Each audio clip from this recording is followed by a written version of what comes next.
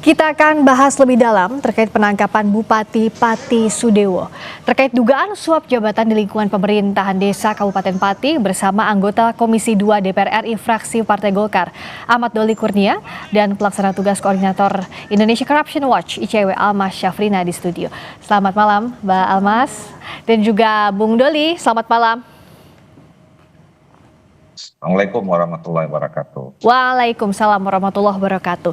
Kalau dari Mbak Almas, ICW melihat ini sebenarnya celahnya di mana sih? Soal jual beli jabatan, perangkatnya bahkan di satuan terkecil di perangkat desa. Iya betul. Ini sekaligus menunjukkan sebetulnya betapa rentannya korupsi di level yang paling kecil ya, di level desa. Kalau ditanya soal kerentanannya, memang dalam konteks pengisian jabatan perangkat desa, di sini kepala desa punya peran yang sangat signifikan begitu dalam melakukan pengisian perangkat desa. Tapi di sini juga ada peran dari bupati itu sendiri karena memang rencana pengisian perangkat desa itu harus dilaporkan kepada bupati dan juga ada peran dari camat itu sendiri. Nah di sini memang ada keterlibatan begitu ya, ada wewenang yang dimiliki oleh baik itu kepala desa, pemerintah desa, kemudian juga kepala atau bupati gitu ya, kepala daerah. Dari segi aturan kalau menurut Anda apakah memang tidak ada pengawasannya di sana? Karena kan bahkan ini sampai ke level bupati. Ya. Sebetulnya dari segi aturan ini sudah baik ya, walaupun memang ketika aturan itu tidak dilaksanakan ya di situ tertutup ruang untuk publik misalnya melakukan pengawasan dan sebagainya. Dalam konteks pengisian perangkat desa seharusnya di situ ada yang namanya panitia yang melakukan seleksi dan di situ bahkan ada organ atau perwakilan dari masyarakat atau tokoh masyarakat dan sebagainya yang mana ini sudah cukup partisipatif ya dalam konteks mencari perangkat desa. Jadi namanya di pengisian perangkat desa ini ada mutasi atau jabatan perangkat desa yang lain dipindahkan untuk mengisi jabatan yang akan kosong begitu, atau yang kemudian yang kedua ada penjaringan dan penyaringan. Jadi dijaring, bahkan sudah ada banyak pemerintah desa yang mengumumkan ketika ada lowongan posisi perangkat desa yang kosong. Jadi lebih transparan, lebih partisipatif begitu.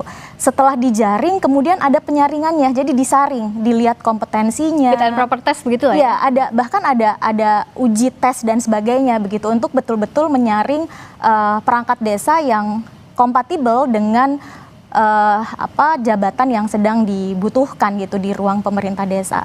Nah dalam konteks ini kan membuka ruang kompetisi ya.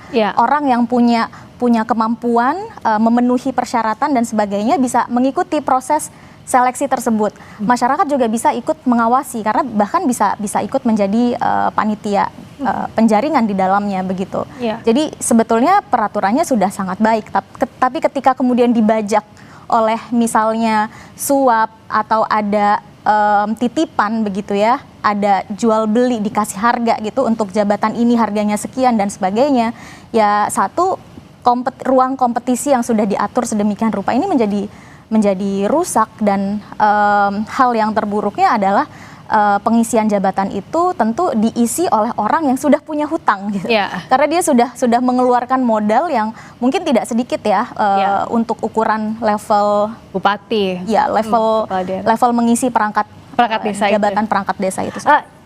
Ini juga jadi pertanyaan Bung Doli. Kalau secara aturan kan sebenarnya sudah ada bagaimana pengisiannya. Tapi dari Komisi 2 apakah sebenarnya kalau secara perangkat aturan ya sudah mumpuni untuk fungsi pengawasan di sana.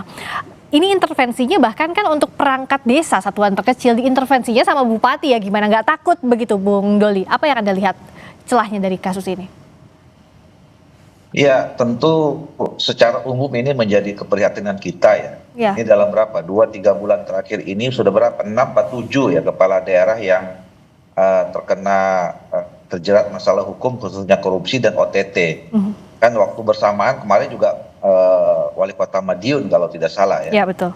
Nah jadi ini sebetulnya membuat kita ini terheran-heran ya para kepala daerah ini tidak belajar dengan kasus dan berita-berita di mana kepala daerah sebelumnya juga sudah terjerat OTT atau terjerat OTT gitu sehingga tidak hati-hati gitu loh.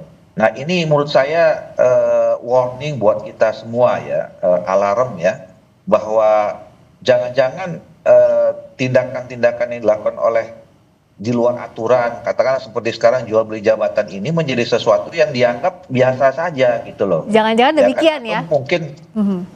ya mungkin nggak apa-apa, udah banyak teman-teman kita juga yang kena, kita juga nggak apa-apa. Itu kan bahaya itu sebetulnya ya kan. Ya. Nah, jadi pertama kalau dari segi aturan sebetulnya seperti yang dijelaskan tadi oleh Mbak tadi Alisa Pak itu ya, Almas. ya ini kan sudah diatur dengan sedemikian rupa. Tapi ini kan simpelnya jual beli jabatan, Ya. ya kan? Jadi jual beli jabatan itu ya ilegal, pasti tidak sesuai dengan aturan. Karena kalau sesuai dengan aturan, ya pasti nggak ketangkap gitu loh. Nah, dan itu yang bahayanya adalah kemudian kan merusak sendi-sendi bagaimana membuat institusi penyelenggara pemerintahan, pelayanan publik itu menjadi tercederai kan. Bisa jadi orang-orang yang terpilih dengan cara kayak gini kan orang-orang yang tidak capable, orang-orang yang tidak profesional gitu loh, menghilangkan orang-orang yang sebenarnya punya kompetensi kalau kemudian dilakukan dengan cara yang sudah aturan, dengan kompetisi, dengan seleksi yang ketat dan segala macam itu gitu.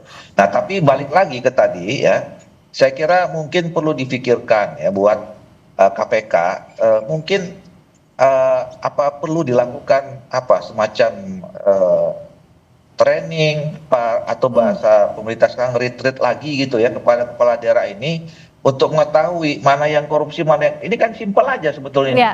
Ini nggak terlalu sulit mendefinisikan bahwa ini salah dan tidak salah gitu.